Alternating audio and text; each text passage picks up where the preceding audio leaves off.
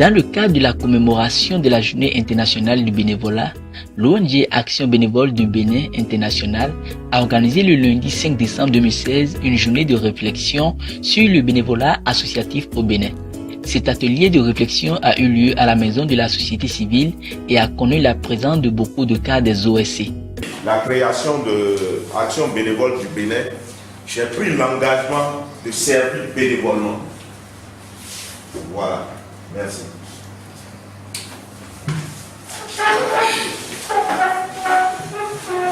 Bonjour, moi je m'appelle Béranger Akedazan, directeur exécutif de l'ONG Initiative de Développement Afrique depuis Abobo.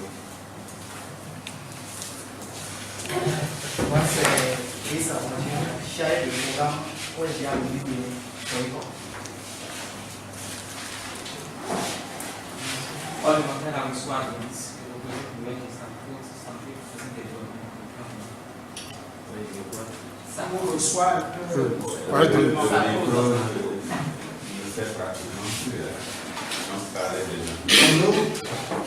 moi c'est Fred Bonaventure, chargé de mission de l'ONG La Pêche Fortée. Bonjour, moi c'est Justus Moncho, je suis le secrétaire général de l'ONG Conscience Verte pour le développement, CVD en abrégé de l'OCOSA. Bonjour, je m'appelle Chindro Mongili, je suis le président de l'ONG CIPRODEC, Centre international de recherche pour la promotion du développement concret. Nous sommes basés à l'OCOSA. Bonjour, Fabrice Azé, au nom ONG Apepa Bénin. Merci. Bonjour, Ramon Issan, je suis le directeur exécutif de l'ONG Omega pour Femmes et Enfants, basé dans le Congo. Merci. Bonjour, je suis Moussa Patel, je suis le président de l'ONG APEDER Inch'Allah, association d'assistance, d'aide et de formation aux enfants déshérités de la vie au Bénin. Nous sommes basés à Congo. Merci. Bonjour tout le monde, ici c'est Stéphane Josumbo, président de l'ensemble sportif des étudiants, association sportive à caractère universitaire basée à Roumékala. Merci. Ici c'est Ougar Simplice, et je suis le président de l'ONG de solidarité basée à Boycon dans le département du Sud. Merci. Voilà, on m'appelle Marius Oukoulou, représentant de l'ONG ASAM, Association de solidarité et d'appui méthode Boycon. Bonjour, je m'appelle Éancin Dami, le président de l'ONG de la DESC, dénommée Valeurs de l'enfant et la langue anglaise pour un développement économique, social et culturel, basé à Djimé Abobo. Bonjour, ici c'est Ruben Moumou de l'ONG de consultation difficile. Nous sommes basés à Bobo. Ici c'est Théodule de Bacan. Je suis le directeur de l'association Iwanake, qui est basée à Cotonou et à Tambour. Moi, je réponds au nom de Zachary Rapano. Je suis le directeur de l'ONG Grâce. Nous sommes basés à Grand-Coco dans le département. Merci. Merci. Le bonjour. Vous avez M. Nestor Komla-Golou, directeur exécutif de l'ONG Groupe d'appui à l'éducation et à la santé de base, GRAPESA. Nous sommes à Comé dans le Bénin. Merci. Merci. Moi, c'est Franck Adonango, directeur de l'ONG ASOTI, basé à Bourg-Brigand. Bonjour, Hervé Janson Brigand, président de l'ONG IRADI, entendez Institut de recherche et d'action pour le développement, l'identité des peuples et la paix, basé à Roumékala. Bonjour à tous, ici c'est Noé Dossou, je suis le chargé du programme de la Fédération des associations de personnes handicapées du Bénin. Merci. Bonjour chers tous. Je m'appelle Luc Sotondogo. Je suis le directeur exécutif de l'ONG ADEO, Association pour une vie meilleure aux enfants de la rue et orphelins, directeur national du réseau Emploi, Jeunesse et Sport pour le compte de l'UAD, Union africaine des ONG de développement. Je vous remercie.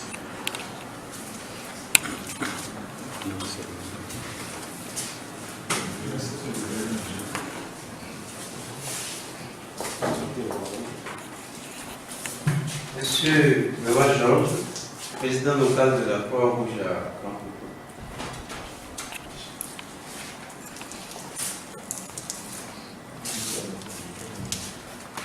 Bonjour, Madame Chéri Saïzonou, présidente de l'ONG Assistance aux jeunes handicapés du Bénin, AJHB. Ici, c'est M. Toyene Camille, psychologue clinicien. Je représente l'ONG Le Cercle de Limbi, qui a pour domaine d'action le handicap. Et notre cible, c'est les enfants. Merci. Bonjour. Secrétaire général du collectif de psychologues volontaires Saint-Pierre. Nous sommes basés à Cotonou. Merci. Bonjour, mon nom est Haïti Gagnon, responsable de la ferme Folos. Bonjour, je m'appelle M. Dinanson Basile. Je suis le secrétaire général du syndicat expert maritime qui a signé Bénin et nous travaillons pour la fête de l'enfant. Nous sommes basés au Maroc et nous sommes souvent à Cotonou.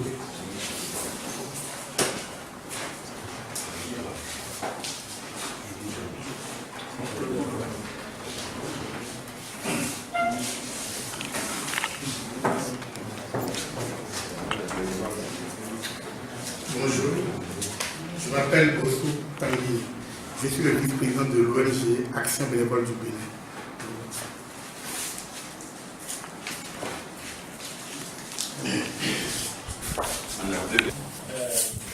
Mais j'ai un petit problème qui va arriver dans 3 minutes.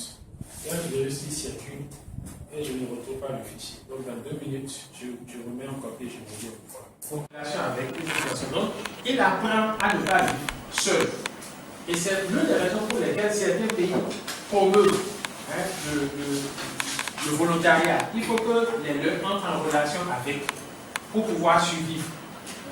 Quand on est seul, quand on est isolé, on est en danger. Il faut entrer en relation avec. Ça renforce donc les sentiments d'appartenance à une communauté et de contribution. On valorise l'individu par ses capacités et l'individu se sent beaucoup plus en confiance vis-à-vis de lui-même. Celui qui est en contact avec vis-à-vis des autres, qui est en contact avec les autres, qui a des vis-à-vis, n'est pas sous tension. On est dans un environnement que certains caractérisent de stressogène. Mais quand je suis en relation, quand il y a l'altérité, cette tension-là baisse. Et le sentiment final, c'est que la solitude est combattue dans un monde qui se veut global, mais où les personnes se retrouvent bizarrement seules, isolées. Ça améliore indiscutablement l'employabilité, parce qu'on développe des compétences à partir du moment où on entre en relation, quel que soit ce qu'on fait. Si c'est les doigts ou la main qui travaille, qui aide à construire un chantier de solidarité, si c'est l'expertise intellectuelle qui est sollicitée, on développe des capacités. Et en développant des capacités, on augmente ses chances d'être inséré, de se donner du travail ou de se faire employer. L'autre dimension aussi, c'est cette dimension dans laquelle on s'engage développe nos réseaux relationnels. Et quand les réseaux relationnels sont développés, certains nous ont vus à l'œuvre c'est plus facile de nous faire appel après, puisqu'on entre dans un réseau de relations, dans un réseau de compétences, et la probabilité pour qu'on sollicite après est forte. Donc il y a l'employabilité qui se trouve favorisée. Par rapport à la communauté, on peut retenir aussi ces points. Il y a un sentiment accru d'appartenance et de bien-être dans la communauté, puisque la communauté participe à certains projets, projets de lutte contre la sécheresse, planification familiale, etc. Donc il y a un sentiment d'appartenance à une communauté. Ça aide à renforcer la résilience. La résilience, c'est cette capacité à surmonter les difficultés. Vous voyez, des personnes qui ont un cancer à un niveau très élevé, quand ils ont la résilience, ils développent cette capacité-là, ils arrivent à arrêter la progression de cancer de stabilité. Donc, le fait de travailler, d'être volontaire, dégage des sentiments positifs et qui aident à renforcer cette résilience-là. En milieu rural, où les liens sont encore plus solides, les projets qui impliquent des volontaires facilitent la gestion des ressources, facilitent la promotion de beaucoup d'initiatives. Et, in fine, on débouche sur l'adoption de pratiques durables. Et ces pratiques durables promeuvent une vie meilleure, une meilleure qualité de vie. Maintenant, par rapport au volontariat au Bénin, on va parler des VNU, que beaucoup connaissent ici. VNU, volontaire des Nations Unies, ça a été créé en 1971 par une Assemblée générale des Nations Unies. Tout récemment, par rapport à cette entité, un cadre stratégique a été adopté. Ce cadre stratégique a 16 éléments. Et ces éléments qui sont très intéressants pour des structures qui sont de la société civile, parce que sachant qu'il y a ces éléments-là qui orientent l'action quotidienne des volontaires des Nations Unies, sinon on doit faire des requêtes, ça va nous être plus facile. Ne dites pas que vous êtes à la taille où vous attendez toujours d'être rémunéré par quelqu'un pour faire ce qui se passe à la base, pour doter les villageois d'eau potable, pour leur tracer des voies, pour leur donner à manger, pour leur créer des activités génératrices de revenus. C'est du bénévolat. Qu'est-ce que nous en tirons? Donc je crois que nous sommes déjà dans la droite ligne du bénévolat. Il va falloir profiter donc de cette assise pour formaliser la chose et dire au monde extérieur qu'au Bénin, il y a aussi le bénévolat. Donc sachons capitaliser ce que nous avons, que nous savons déjà faire. Puisque vous avez parlé tout à l'heure, et quand vous avez lancé la question, est-ce que le bénévolat peut le faire? Puisque quand on est là, c'est que qu'est-ce qu'il y a dedans? Qu'est-ce que je peux trouver? Non! En fait, si je travaille dans le cadre d'un partenariat, par exemple, où moi aujourd'hui en tant que directeur exécutif, je suis à 30 000 francs par mois pour conduire des activités, produire des résultats aux partenaires, mais ne me dites pas que je suis salarié. C'est ça. Merci les communicateurs qui sont en éloquence. J'ai fait mien ce que le député l'avait dit. Et en même temps, j'ajoute deux préoccupations. La première, c'est vrai, à écouter et analyser ce qui est dit, le bénévolat a beaucoup d'avantages. Mais à côté, il y a quelques inconvénients. Je voudrais bien qu'il revienne à ces inconvénients. Et deuxième préoccupation, sur les exigences en termes de responsabilité partagée entre les bénévoles et les institutions qui l'activent. Puisqu'il n'y a pas de réglementation. Contrairement aux volontaires qui est réglementé. Donc, le volontariat qui est réglementé tout le monde. Merci. Monsieur Nera, c'est vrai que la plupart des préoccupations sont prises en compte au nom de la Croix-Rouge. Je présente quand même mes remerciements avec vous. Je profite aussi pour demander, est-ce que les autres associations qui sont régies par la loi de 1901 ou de 1963, qui font du bénévolat réellement, tels que le scoutisme, tels que d'autres associations, est-ce qu'ils peuvent nous rejoindre après? Je viens même de la journée des volontaires, est-ce que le chapeau dans la voiture? Voulons-nous dissocier le volontariat du bénévolat? Est-ce que le train va vite démarrer? Une question. Autre chose, oui, parmi les critères de bénévolat, je n'ai pas l'expérience, on en reviendra. Je pense qu'on est tous noirs. Je ne suis pas contre le blanc. Mais nous sommes à l'origine au départ, disons la vérité, par rapport aux critères. Si nous n'avons pas le droit de faire des choses aux bénévoles, de la même manière, trouvons des documents pour qu'ils ne viennent pas sacrer au lieu de faire développer l'association. Merci. Pour refuser de travailler où que ce soit. Parce que ce serait du vol si je travaille dans un service et que je prends le temps de ce service pour aller faire mon activité. Alors, ou bien vous êtes volontaire, ou bien vous travaillez quelque part. On m'a sollicité pour enseigner la géologie à l'Université nationale du Bénin, j'ai refusé. Car je ne veux pas venir. Alors, il faut créer de quoi faire mes activités. J'ai commencé, c'était au moment où il n'y avait pas de banque au Bénin. Les banques étaient tombées.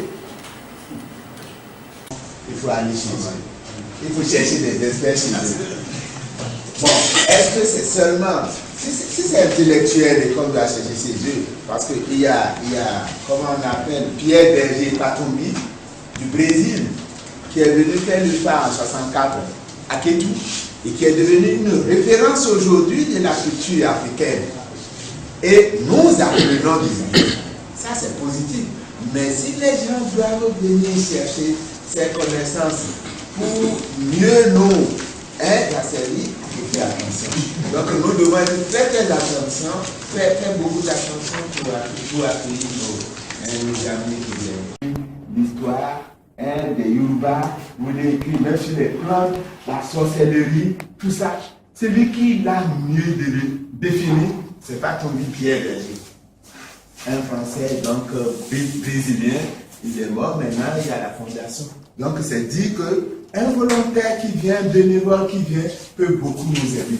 Par contre, il y a d'autres qui viennent pour n'importe quoi. C'est pourquoi, dans le village souterrain, où je suis en train de construire maintenant le village,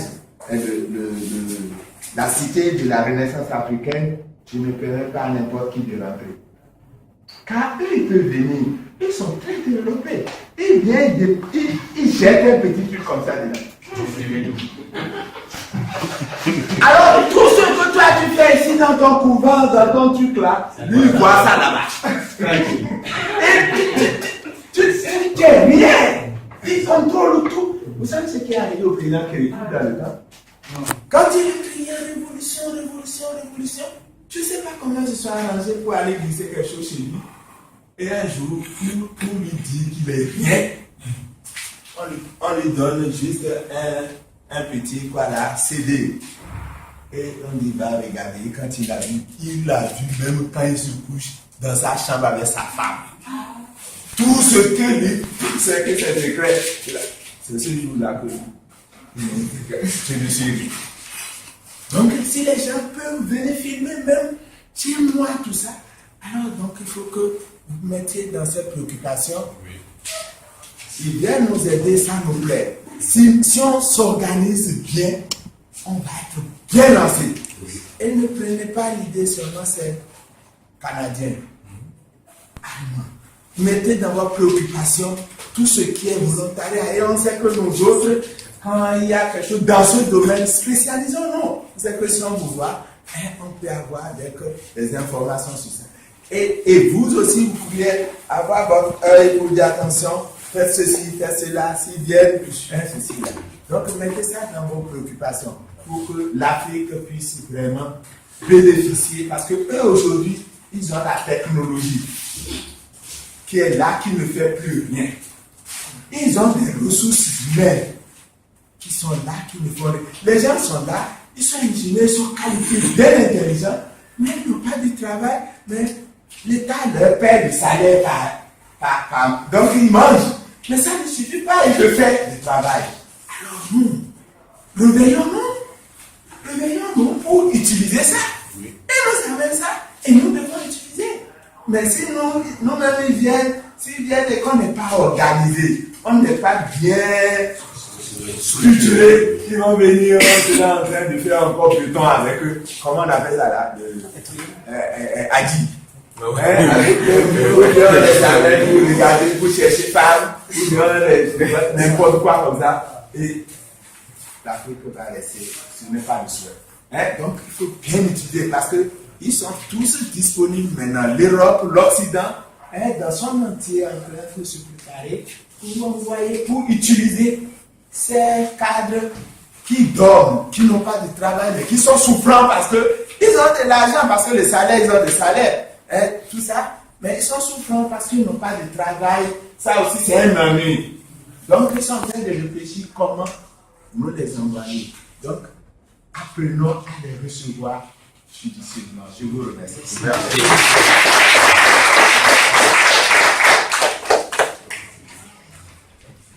L'Afrique n'est pas comme elle. Mais jusqu'en 91, j'ai voulu Africa Culture seule ne peut pas tout faire. Il faut associer tous les autres qui sont dans la même réalité. Là. Et c'est comme ça qu'en 91, nous avons organisé ici le 7e congrès panafricain mondial qui faisait suite au 6e congrès organisé par Kwame Nkrumah en 1958. Vous savez, après la mort de Kwame Nkrumah, le silence sur le panafricanisme que nous observons aujourd'hui après la mort, que nous avons observé après la mort de Kadhafi, c'était vérifié aussi. Après la mort de Kwame Nkrumah, personne n'osait encore dire panafricanisme. Et c'est votre modeste là, qui en 90 a fait le tour du monde pour dire c'était un congrès panafricanisme mondial. Et faire à l'aise d'âme, Fouet Boigny, téléphoner à son ami Zissou pour dire vous voulez ressusciter le panafricanisme. Et Zissou a dit oh, c'est un enfant qui s'amuse. Maintenant, quand le congrès a eu lieu et que Desmond Tutu est venu, le monde entier est arrêté, il revient encore à son ami Zissou, tu m'as dit que c'est un enfant qui s'amuse et que tu es venu. Il dit ah, le petit là nous a supplié. Donc c'est depuis ce temps qu'on a créé le Conseil mondial des organisations panafricaines. Nous sommes aujourd'hui, j'ai 2 ONG. J'ai Africa Culture International Institute qui a signé la convention avec le gouvernement du Bénin et qui est devenu INOI, Organisation internationale Convention de Vienne. Et j'ai le Conseil mondial des organisations panafricaines qui a un accord de siège aussi et qui crée dans chaque pays la commission béninoise du panafricanisme, la commission nationale du panafricanisme. Ici au Bénin, la commission béninoise du panafricanisme est née en 1992, juste un an après, et c'est le maître Robert Dussou qui a été le premier président de cette commission. Voilà donc un peu ce que nous faisons. Aujourd'hui, nous sommes sur un projet qu'on appelle projet défi du 21e siècle. De quel projet nous avons lancé avec les nations sous le patronat du secrétaire général des Nations Unies, ici à Cotonou, à PLM en 1940. Au cours de cet atelier, les participants se sont organisés en groupe afin d'échanger sur les attentes à eux souhaitées pour l'ABB. Laquelle cité va être construite à cheval entre le Bénin et le Nigeria.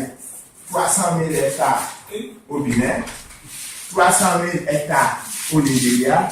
Et cette cité, nous voulons qu'elle soit plus belle que Washington, plus belle que New York, plus belle que Londres ou Paris. Ce n'est pas d'Israël, mais c'est parce que ce sont nos parents esclaves qui ont construit cette grande ville. Si 600 ans après, nous voulons construire une cité pour les honorer, il faudrait que la cité soit, avec la technologie actuelle, il faudrait que la cité soit, nous l'appelons un paradis terrestre jamais imaginé. Donc, 4 ans, l'Université d'Abomey et Calabi organise un symposium rencontre entre la société, enfin les consommateurs de leurs produits, les étudiants et les professeurs. Parce qu'ils ont compris que ces enfants qui sortent avec de grands diplômes sont inutiles sur le terrain. Et un jour, un des étudiants puis dit même au professeur, devant tout le monde, devant la caméra, il dit, mais qu'est-ce que vous nous avez appris pour dire que nous ne savons rien faire? En réalité, la théorie là, ne suffit pas. Il faut la pratique. Et c'est ça que les autres font. Mais le Bénin a coutume d'aller devant et venir derrière. On avait initié dans le passé les comment on appelle ça? Jusqu'aujourd'hui, le Nigeria, vous voyez, le Nigeria, ça fait peut-être 200 fois non là. Le Nigeria organise ça jusqu'aujourd'hui. Un étudiant qui finit, qui n'a pas fait son volontariat, son bénévolat là, il ne peut pas trouver du travail. Et nous sommes à côté d'eux, on ne peut rien copier. C'est vous dire que l'expérience que vous venez de lancer, c'est une très belle expérience. Et nous avons du travail. Il faut aller chanter dans l'oreille des leaders pour leur dire de ne pas vous laisser seuls et de prendre en charge la chose pour que les enfants, une fois qu'ils finissent la théorie, ils continuent. Enfin, ils passent la pratique dans un cadre bénévole. Aujourd'hui, dans nos villages, même pour qu'un enfant vous dise bonjour, il veut d'abord s'assurer que vous allez faire l'argent. Vous voyez là où nous sommes arrivés. Alors que dans le temps, bonjour là, quand tu trouves un enfant qui a un homme qui a l'âge de ton père, c'est papa. Quand il a quelque chose sur la tête, tu prends. Quand tu as une femme qui a l'âge de ta mère, c'est maman. Tu prends. Aujourd'hui, il n'y a pas de salutations. Alors que les Européens, les Américains nous ont copié. Eux qui n'avaient pas ces salutations, ils nous ont copié. Aujourd'hui, quand vous allez dans les rues de l'Amérique, vous rencontrez un étudiant comme ça, il fait comme ça. On leur a appris que quand tu rencontres un humain, il faut le saluer. Il faut faire symbole. Alors, c'est vous dire que nous avons du travail et que Dieu nous accompagne. Pour ceux qui ont voulu avoir mes coordonnées, j'ai profité pour vous donner une invitation, pour vous amener une invitation le 15 janvier prochain. Vous savez, le 15 janvier, c'est l'anniversaire de Martin Luther King. Alors, le 15 janvier de chaque année, pour nous, c'est la fête de l'humanisme. Le terme cette année de cette fête, c'est 1000 jours pour éradiquer la pauvreté alarmante dans un pays africain ou dans un pays de la 6e région africaine engagée pour son développement. Nous faisons ce que nous pouvons, mais vous ne pouvez rien faire sans les pouvoirs politiques. Nous ne faisons que parler. Alors, nous apprenons maintenant à faire des projets pays. Si les chefs d'État sont favorables, ils n'ont pas venu. Et c'est celui qui est favorable, c'est celui-là que nous allons soutenir. Voilà donc que vous pouvez vous servir. Et vous êtes bienvenus. Merci pour cette rencontre. Merci. Merci. Dieu nous garde, Dieu nous accompagne. Il y a beaucoup qui vont soulever cette préoccupation sur le terrain. Et je leur ai dit non, de faire confiance. Parce qu'il faut qu'on imprime, je vais dire, la rupture. Et le président de l'ABD... Sans casser les choses. Ouais. Et en plus du président d'ABD, j'ai un autre ami qui, dans sa région en France, est le leader du transport. C'est un Béninois. Il devait être avec nous aujourd'hui. Mais ce matin, il était à l'hôpital. Qu'est-ce qu'il a dit? Il dit autour de là-bas, quand les autres se mobilisent pour le Sénégal, pour le Mali, pour le Congo, même pour nos frères à côté, les Togolais. Mais les Béninois, personne ne bouge pour le Bénin. Personne ne bouge.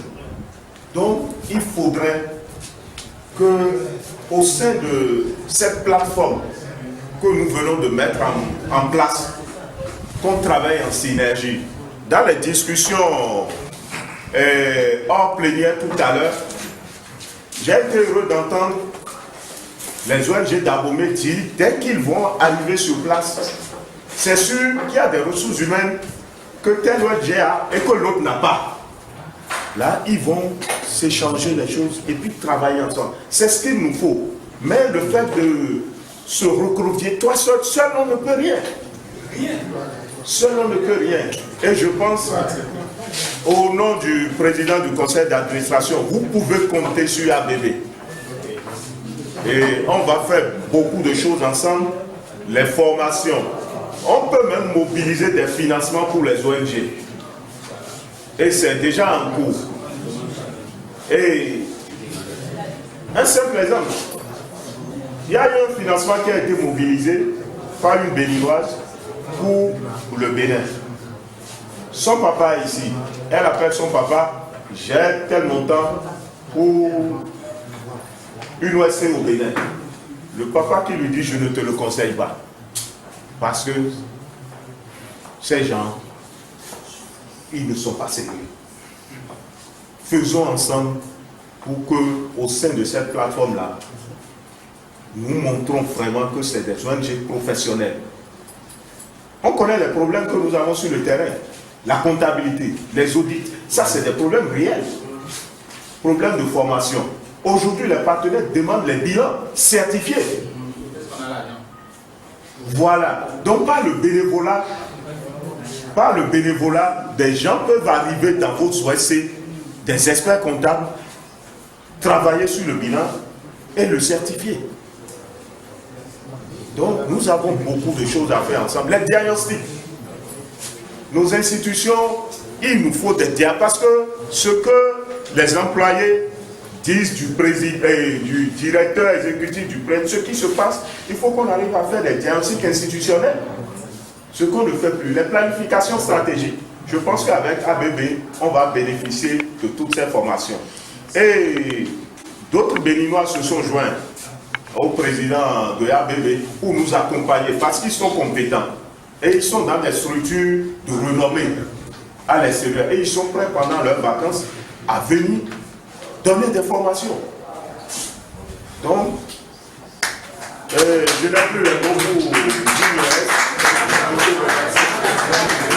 Et que le Seigneur vous accompagne chacun de vous, que le retour soit calme et très bien.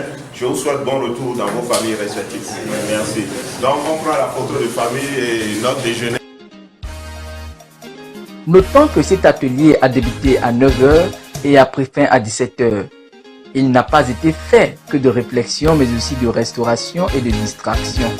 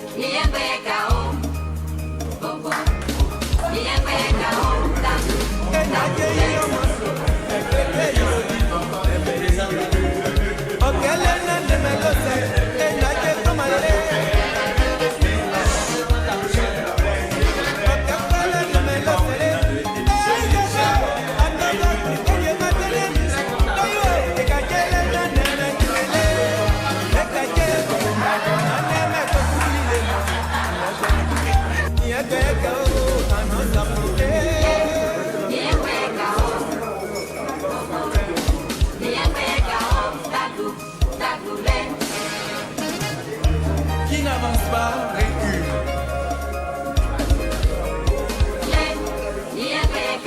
Revenons à nos rives. Notre coutume, la vraie tradition africaine.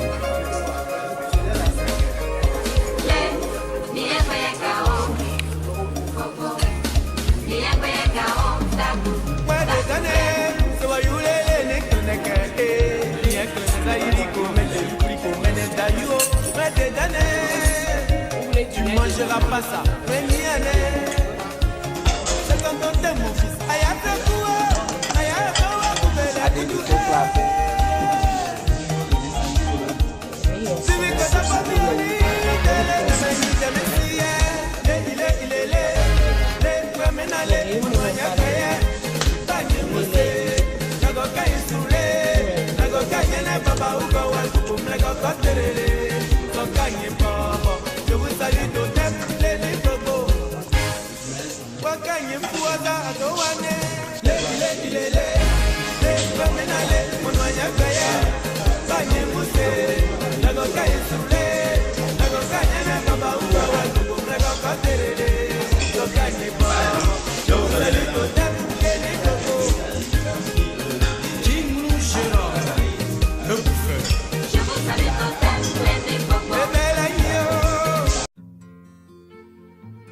Notre équipe de reportage a pu interviewer quelques cadres présents à cet atelier.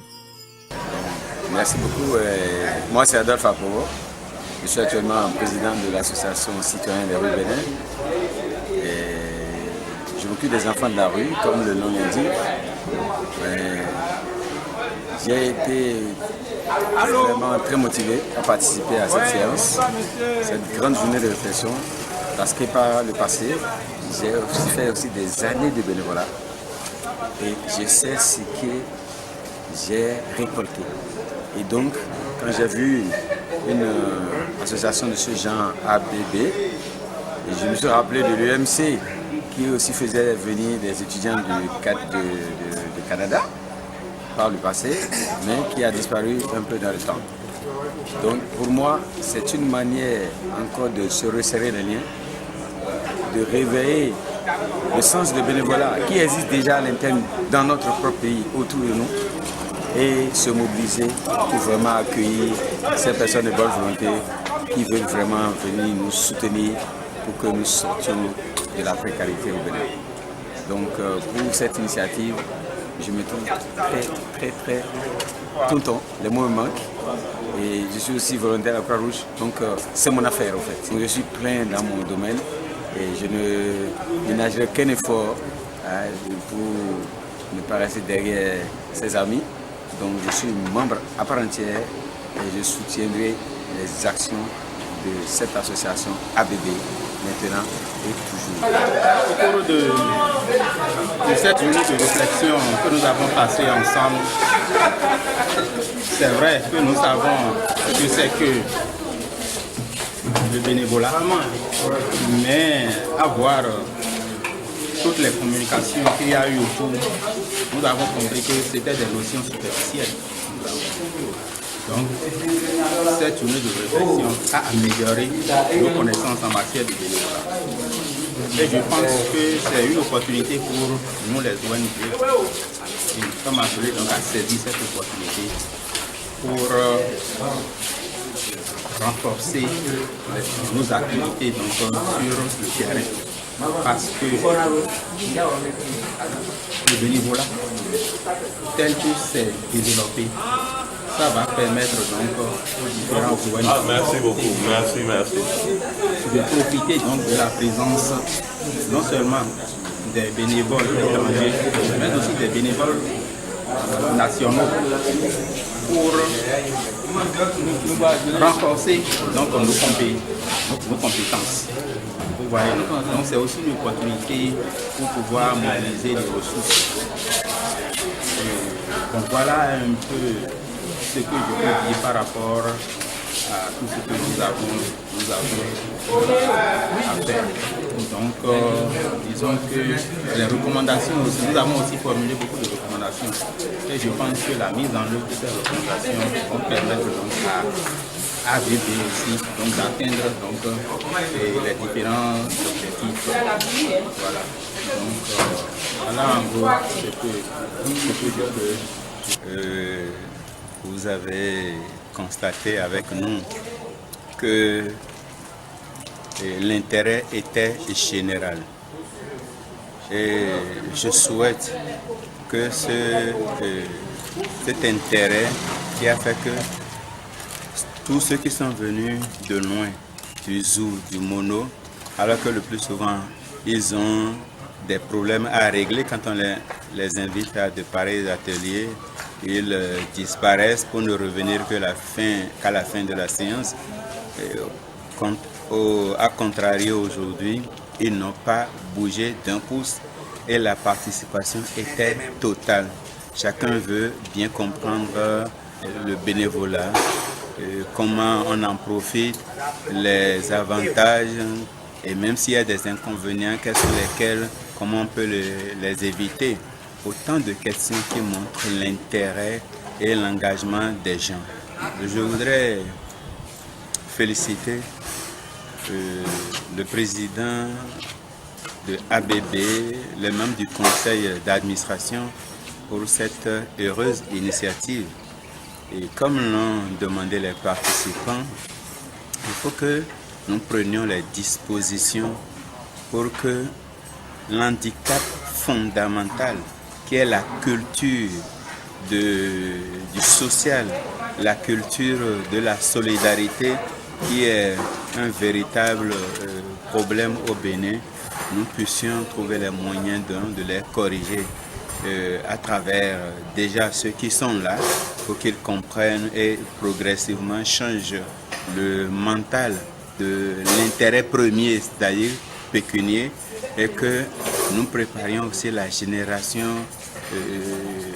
à venir et les mouler donc dans la culture de la solidarité, surtout du bénévolat, et leur apprendre l'intérêt qu'il y a à se faire bénévole.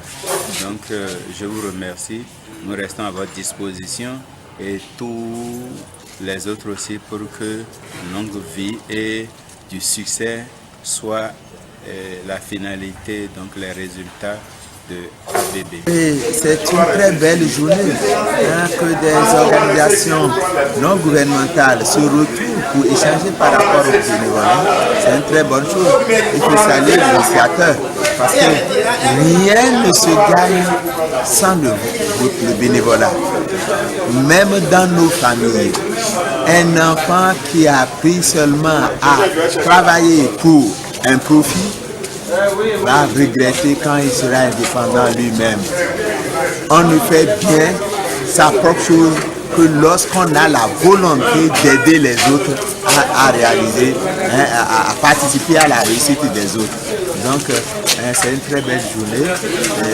Nous souhaitons que cela puisse aider les Béninois à sortir de la... C'est une opportunité qui s'offre à nous de pouvoir exploiter une expertise qui est à notre portée. Il faudrait qu'on réfléchisse aussi pour voir dans quelle mesure nous aussi nous pouvons être volontaires dans ces pays-là pour aller à la rencontre de leur culture, les découvrir et pouvoir apprendre d'eux ce que nous ne savons pas très bien faire ici comme eux ils le font. Donc, en fin de compte, je pense que ça a été une bonne séance de réflexion et d'échange sur le volontariat. J'ai été très à l'aise parce que au moins le Bénin aussi a un dispositif. Le Bénin a mis en route un office de volontariat depuis, je pense, 2012. Et premier point, c'est que toute cette discussion ne soit pas rangée, les fruits, les résultats ne soient pas rangés dans les tiroirs. Donc le tout premier aspect pour moi, c'est que les réflexions, je vais dire la connaissance des contours du volontariat s'approfondissent. Je me dis qu'en une journée, avec toutes ces discussions qui ont été faites, on ne peut pas cerner tous les contours. Donc, les collègues qui étaient à la réunion gagneraient à lire.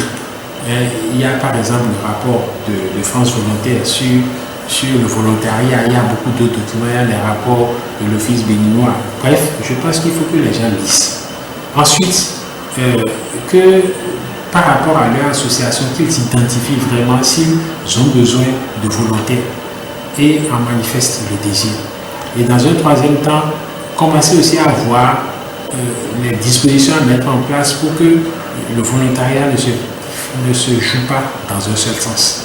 Je pense que pour moi, ce sont les trois éléments clés autour desquels on peut continuer à réfléchir. L'ONG s'est engagé sur un chantier qui est vierge, qui est nouveau.